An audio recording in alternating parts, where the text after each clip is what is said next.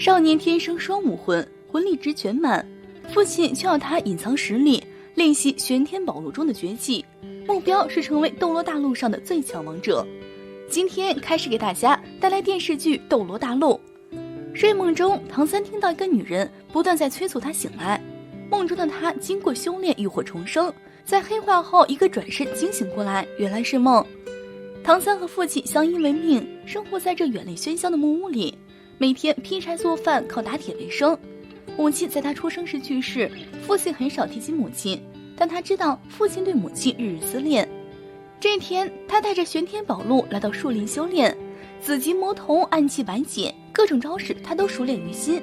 回家的途中，唐三遇见一辆推车，上面的东西撒了一地，却不见推车主人的身影。他听到动静，往路旁的草堆里查看，发现一只巨大的人面魔蛛就藏在这里朝他扑来。唐三吓得快跑，但甩也甩不掉，也不能将这怪物引回家去，只好在树林中与人面魔蛛玩闪躲。就在他躲在树下，以为魔蛛没有跟上来时，却发现他正在自己的头顶垂涎欲滴。唐三逃不掉，被魔蛛几次三番推倒在地，只好放手一搏，使出一招紫极魔瞳，射出3根铁钉刺中魔蛛的眼睛。魔蛛彻底被惹怒，更加气愤，拼尽全力朝唐三扑来。就在唐三以为自己要死掉的时候，素云涛赶到将魔蛛遏制。唐三没有等到预期中的痛苦，睁开眼发现男人露出狼形，吓跑了魔蛛。唐三感谢他的救命之恩，但也被他的狼形吓到，退避三舍，不敢靠近。素云涛发现唐三的潜力非凡，连武魂都没有觉醒，居然可以打下人面魔蛛的眼睛，送了唐三一本魂师手册。原来武魂是内在力量的外在具现。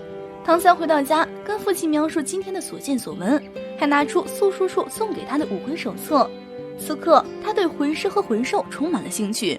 父亲虽然满脸不乐意，但还是细心地给他讲解，魂兽是拥有魂幻力量的神奇兽灵，它们有好有坏，而魂师和魂兽天生对立，他们无休止地捕杀魂兽，所以很少会有魂兽寿命超过10万年。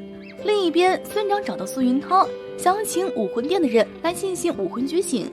在这个社会，有权有势的人会故意遏制普通百姓进行武魂觉醒，以此保证自己的社会地位。所以这个村子已经很久没有进行过武魂觉醒了。苏云涛答应下来，村长马上挨家挨户的通知。来到唐三家时，他还在对外面的世界感到好奇。村长通知他明天一早来自己家进行武魂觉醒的仪式。武魂就像一颗种在心里的种子，觉醒后生根发芽，等到将来找到合适的魂环，就能成为魂师。这么好的事儿却被唐三父亲一口回绝。唐三认为自己学习了玄天宝录的招式，拥有足够的实力可以参加觉醒，但父亲提醒他，他的目标并不是成为魂师，而是要成为所有魂师和魂兽的对手，成为斗罗大陆的最强者。如今唐三已经对玄天宝录的招式熟记于心。父亲得知武魂殿的人来村子里后，直接将书点燃烧毁，并且叮嘱书的内容绝对不能被别人知晓。唐三觉得好奇，认为玄天宝录是否和母亲有关系。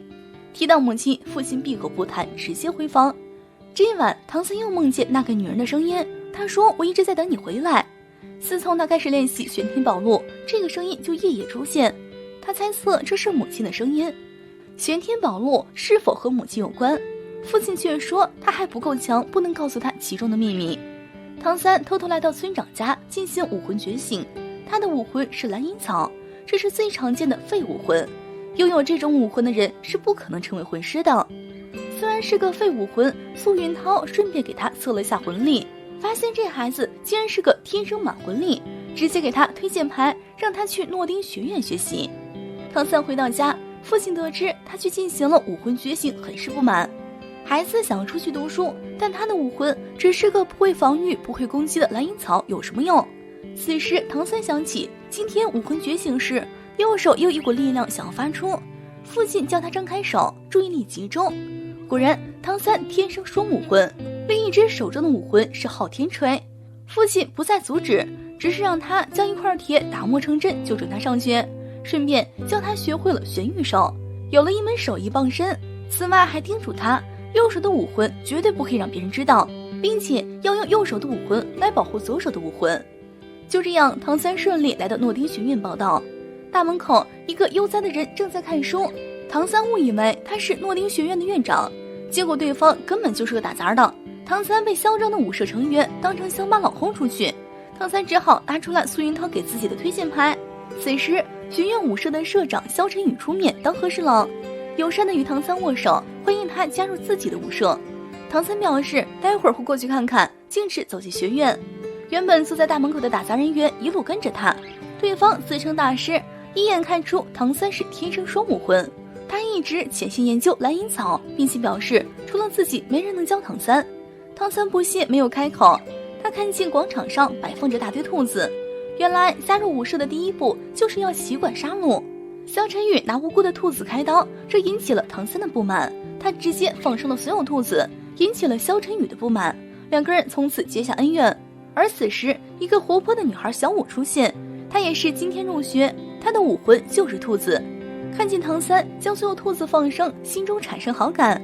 唐三的宿舍被安排在七舍，社长王胜自称是七舍老大，他的战魂是老虎，一进来就要与唐三一较高下。唐三谨记学院内不能打架斗殴的规定，一再避让。此时小舞跟着来到七舍，二话不说霸占了唐三旁边的床位。见王胜一直在要求比武，他主动提出比一场。好男不跟女斗，王胜一开始并不想和女孩子比，但对方实在太嚣张，号称和他打架都不需要使用武魂。小舞灵活机敏，脚一抬就将王胜打趴下。之后小舞又缠着唐三要比武，耐不住妹子撒娇，两人决定来一场真正的比武。一招一式唐三都能灵巧的避开，但随后他被压在身下，唐三马上作势求饶。他并不想出风头，但小舞看出来他没有使出全力。就这样，小舞成为了七舍的老大，叫她小舞姐。就在此时，一个女人进来说宿舍分配出了错误，将小舞带回了女生宿舍，而七舍社长的位置再度空了出来。王胜不服，提出要和唐三决斗，成为老大的人要负责替他们这群穷学生出头，平时还要负责社内大大小小的事务。唐三拗不过他，刚要开始比试，头顶的吊灯就坠了下来。唐三马上推开王胜等人，自己被吊灯砸伤鼻血不止。但是这个举动也成功俘获了七舍室友的心，都亲切地叫他三哥。安顿好后，唐三找到了学院旁边的一家铁匠铺。铁匠老板三叔见唐三还会乱披风锤法，收留他打工。唐三也赚到了一些银两，成功开启了自己的打工生活。入学第一晚，小舞就从女生宿舍跑了回来，挨着唐三睡觉。唐三以为做梦，也没多想，直接睡了过去。第二天一大早，舍友们看到床上依偎的两个人，也不知道该不该叫大嫂。小舞满不在乎，只是问唐三会不会梳头。唐三小时候经常帮忙照顾村子里的小孩，虽然懂得梳辫子，不自觉聊起自己的经历和家庭。唐三的学院生活正式开始了。1、2集已经交代了唐三的背景，初入诺丁学院也算见识到村外有村的世界。梦中的女生是谁？妈妈的故事是怎样？想要知道唐三后续的故事，记得关注收藏，敬请期待下集精彩剧集。